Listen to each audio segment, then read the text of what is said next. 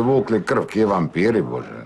Ne revi. Da nisi revala kad si rkala do podne. Ukrene se vam. Čuješ da ti rečem. Ko s ditetom uči lektiru. Tetka, amo ljudi lektira drugi razred osnovne škole. Kulodi Pinokio, Hasi Kristijan Andersen, Carevo Novo Ruvo, Princeza na zrnu graška, Mala sirena, Mačak u cipalan. Da čujem, ko je Ivana Brlić-Mažurenić. Nemojte me gledat, nije žena iz Goračića, ne prodaje paprike, nego hrvatska književnica koja je napisala Šegrta Lapića.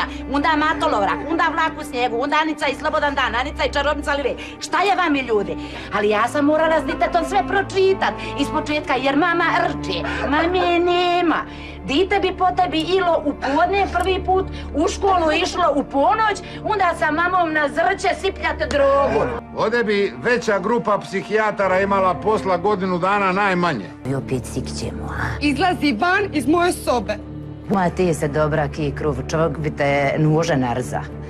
Ma meni si došla propovijedat, jeli? Meni si se došla prsit kakva si ti, mater. Nikakva.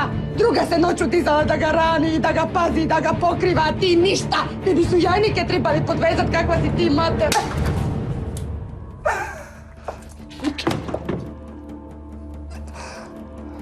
Smrade, nećeš porkavat ruke s tebom.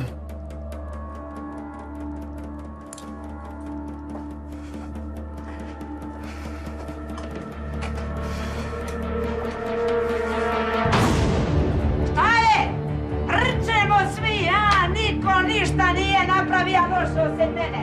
Amo, ustajanje! Zvone spavao, to sam ja! Ajde, ja narodu mećem drogu! Ja ne učim s ditetom, ja sam mater nikaka! Sve sam ja! Amo cirku za malo, hoćete li da pomanitam? Pomanitala sam! Ajde, idemo!